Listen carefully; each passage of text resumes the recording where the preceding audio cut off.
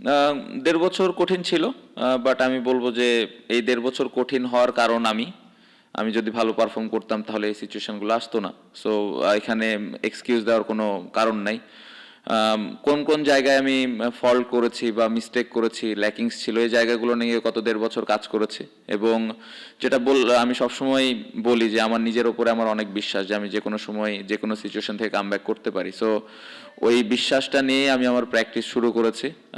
এবং আমার মনে হয় যে এই বিপিএলটা আমি যেভাবে ইম্প্যাক্ট রাখতে চেয়েছিলাম অ্যাজ এ ব্যাটসম্যান হিসেবে, বেশ কিছু ইনিংসে আমি দলকে ওই ইম্প্যাক্টফুল ইনিংস দিতে পেরেছি। সো অবশ্যই ভালো লাগার বিষয়। বাট আমি বলবো যে আগের যে 1.5 বছর আপনি যেটা বললেন যে ওই জায়গায় আমি ভালো করতে পারিনি, বাদ পড়ে গেছি, এইগুলো ওই বাদ পড়ার ক্রেডিটটাও আমার কারণে আমি বাদ পড়েছি। সো ভালো লাগছে আবার ভালোভাবে যতটুকু ইমপ্রুভ করে এই অবস্থানে আসতে পেরেছি।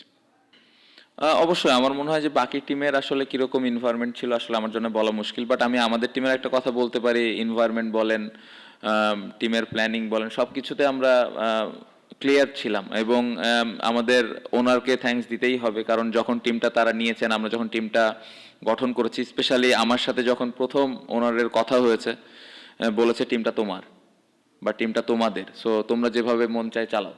সো ওই দিক থেকে কোনো ধরনের কোনো ইনভলভমেন্ট ছিল না, প্রেশার ছিল না যে আমাদের খেলা জিততেই হবে। সো এই ধরনের মোটিভেশন কিন্তু আসলে একটা টিমকে এত দূর পর্যন্ত আনতে সাহায্য করে, কারণ বাইরের কোনো প্রেশারে আমরা ফিল করিনি যে ওনারকে ম্যাচ জিতাই দিতে হবে আমাদের। তারা জাস্ট একটা মেসেজ দিয়েছে যে দলের জন্য খেলবা এবং খেলাটা যেন আমরা এনজয় করি এবং ফেয়ার ক্রিকেট খেলতে পারি।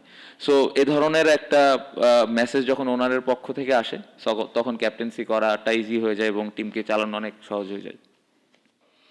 খুব ভালো কোশ্চেন। আমার মনে হয় আমি অ্যাজ এ প্লেয়ার হিসেবে একটা কথা বলতে চাই যে আমার কাছে মনে হচ্ছে যে গত 1-2-1.5 বছরে আমার মনে হয় যে যেভাবে আমাদের ক্রিকেটটা চলছে, স্পেশালি বাইরে যে এই ধরনের এনভায়রনমেন্ট, এটা আমাদের আসলে ক্রিকেটে অনেক হ্যাম্পার হচ্ছে, সত্যি কথা বলতে অ্যাজ এ প্লেয়ার হিসেবে বলছি। সো একটা রিকোয়েস্ট করব যে যারা এই দায়িত্বে আছেন, ক্রিকেট বোর্ড বা বাইরের যারা আছেন, সবাই মিলে একটু সমঝোতা করে ক্রিকেটটা যেন ঠিকভাবে চালু হয়, এটা খুব ইম্পর্টেন্ট। আমি চালু বলতে খেলা চলছে, বাট আরও সুন্দরভাবে কিভাবে ক্রিকেটটা চালানো যায় এটা ইম্পর্টেন্ট। এটা আমি একটা অ্যাজ এ প্লেয়ার হিসেবে রিকোয়েস্ট করব, কারণ এই মুহূর্তে যেভাবে আসলে খেলা চলছে, আমরা সবাই অনিশ্চয়তার মধ্যে আছে আসলে কি হবে না হবে। সো এইভাবে না চিন্তা করে আমার মনে হয় সবাই সবার জায়গা থেকে যার যার দায়িত্ব আছে সেই দায়িত্বটা নিয়ে ক্রিকেটটা সুন্দরভাবে যেন মাঠে রেগুলার হয় এবং কম্পিটিটিভ ক্রিকেট হয়, এটা ইম্পর্টেন্ট।